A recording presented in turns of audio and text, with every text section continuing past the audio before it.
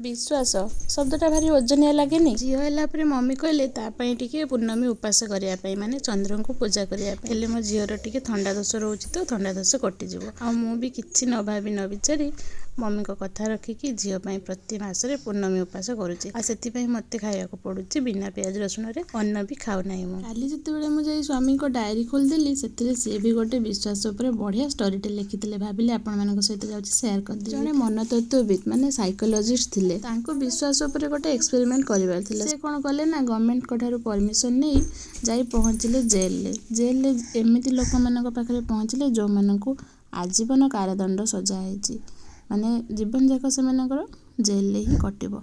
तो जाई सेठी सेमानक सहित से किछि समय कथा हेले आ सेमानकु गोटे भल प्रस्तावटे देले जे एमितिरे तो तुम मैंने आजीवन कारादंड होइछि तुम जीवन सारा जेल ही रहिबो आज नहले काली मरिबाकू पड़िबो।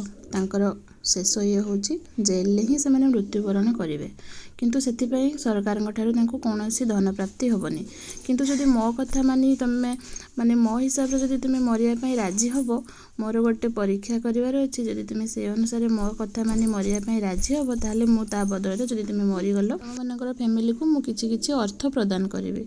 एक शुणी जेल जो कैदी मैंने थे जो मानक आजीवन कारादंड होता से भी भाविले हाँ सत कथा एमती तो आमको मरबार ही अच्छी जेल रहीकिना आम तो आ भितर के मुकुड़ी पारूनी आजीवन कारादंड होमको आम जीवन सारा जेल कटो आ लास्ट रे आम एठी ही मरीजु। तो जदि आमको ये लोक कथा मानी आम मृत्युवरण करुचु आ बदल आम परिवार किसी अर्थ प्राप्ति करें ताले आंको कथा मानि जीवारे किसी क्षति ना।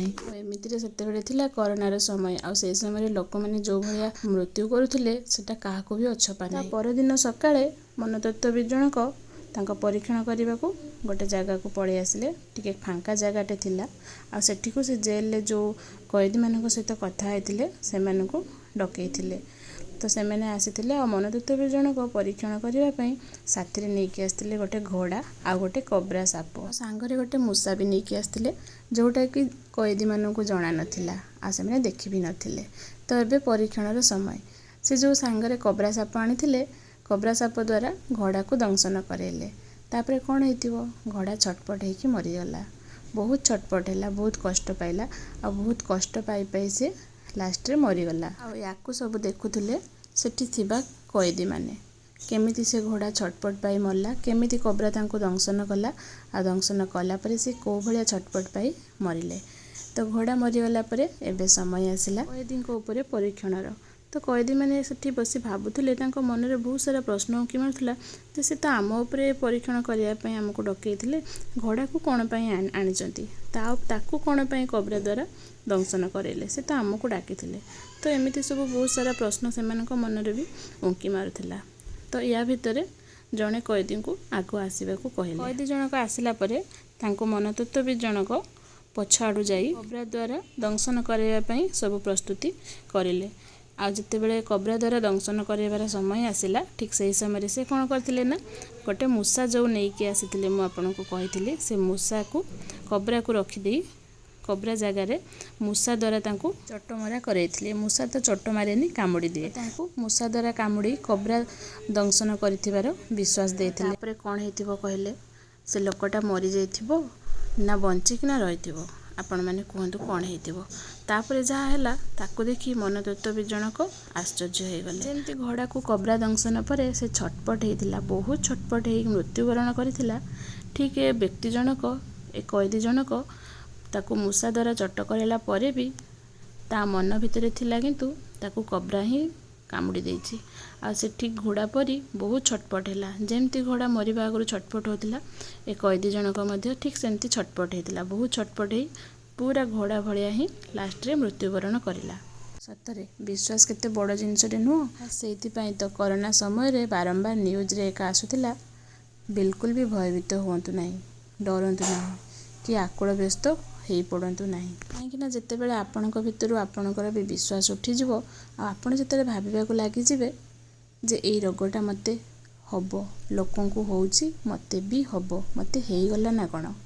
तो सेतेबेले आपन को से रोग न होइथिले भी माने जेहेतु आपणकर भितर से हार्मोन आपणकर इम्बैलेंस हो साराणी ता द्वारा आपन को बहुत किछि क्षति करेबो। तो मुई जो छोट स्टोरीटे कहली एथिर कौन शिक्षा पाइले कहले ମୋତେ ତ ଲାଗୁଛି କରୋନା ସମୟରେ ବହୁତ ଭାଇ ଭଉଣୀମାନେ ଏଇଭଳିଆ ହିଁ ସାୟଦ ତାଙ୍କ ଜୀବନ ହରେଇଥିବେ, କାରଣ ସେମାନଙ୍କର ବିଲିଫ୍ ସିଷ୍ଟମ୍ ହିଁ ପୁରା ଚେଞ୍ଜ ହେଇସାରିଥିଲା।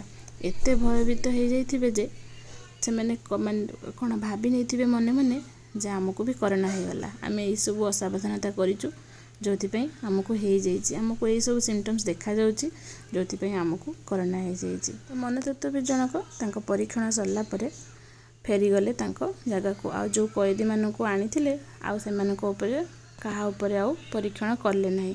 ଆଉ ଯେଉଁ ବ୍ୟକ୍ତି ଜଣକ ଉପରେ ପରୀକ୍ଷଣ କରିଥିଲେ ତାଙ୍କୁ କିଛି ଅର୍ଥ ଦେଇଦେଲେ ତାଙ୍କ କଥା ମୁତାବିକ। ଆଉ ଏଇ ପରୀକ୍ଷଣରୁ ମନତତ୍ତ୍ୱବିତ୍ ଜଣକ ମଧ୍ୟ ବୁଝିପାରିଲେ ବିଲିଫ୍ ସିଷ୍ଟମ୍ ମାନେ ବିଶ୍ୱାସଟା କେତେ ଜରୁରୀ। ଏଥିପାଇଁ ନୁହଁ କି ଆମେ ସବୁବେଳେ ନେଗେଟିଭ୍ ହେଇଯିବା, ସବୁବେଳେ ପଜିଟିଭ୍ ହେଇ ପଜିଟିଭିଟି ଉପରେ ହିଁ ବିଶ୍ୱାସ ରଖିବା। ମଣିଷ ଜନ୍ମ ମାତ୍ରେ ମୃତ୍ୟୁ ତ ସୁନିଶ୍ଚିତ, ଆଜି ନହେଲେ କାଲି ସମସ୍ତଙ୍କୁ ଦିନେ ନା ଦିନେ ଏ ସଂସାର ଛାଡ଼ିକି ଯିବା ପାଇଁ ପଡ଼ିବ। ସେଇଥିପାଇଁ ତ ଯେତେ ବି ଖରାପ ସମୟ ଆସୁନା କାହିଁକି କେବେ ବିଶ୍ୱାସ ହରାନ୍ତୁ ନାହିଁ।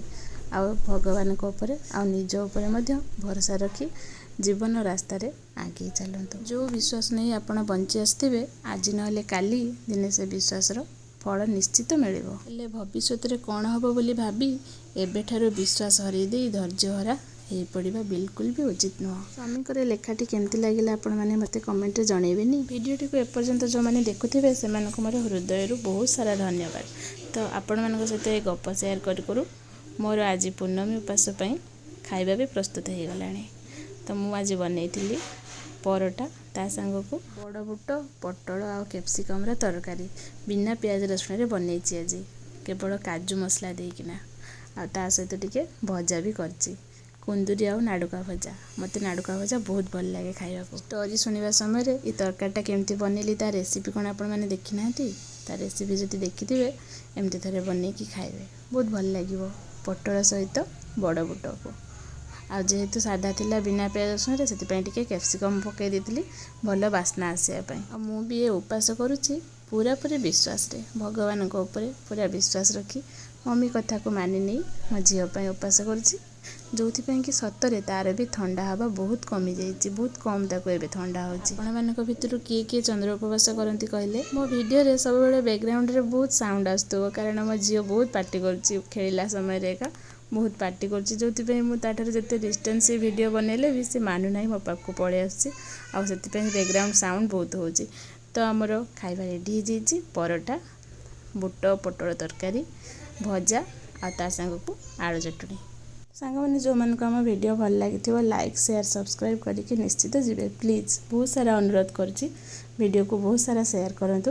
ଆଉ ଆପଣମାନଙ୍କୁ ଏ ଷ୍ଟୋରିଟା କେମିତି ଲାଗିଲା କମେଣ୍ଟରେ ବି ଜଣାଇବାକୁ ଜମା ଭୁଲିବେନି। ଆମର ଏ ଛୋଟ ଷ୍ଟୋରିଟାକୁ ବହୁତ ସାରା ଭଲ ପାଇବା ଦେଲେ, ହେଲେ ଆଗକୁ ଆପଣମାନଙ୍କ ପାଇଁ ଆହୁରି ଏମିତି ବହୁତ ଭଲ ଭଲ ଷ୍ଟୋରି ଆଣିବା ପାଇଁ ନିଶ୍ଚିତ ଚେଷ୍ଟା କରିବୁ। ରହିଲି, ପୁଣି ଦେଖା ହେବ ନେକ୍ସଟ ଭିଡ଼ିଓରେ। ବାଏ ବାଏ, ଜୟ ଜଗନ୍ନାଥ।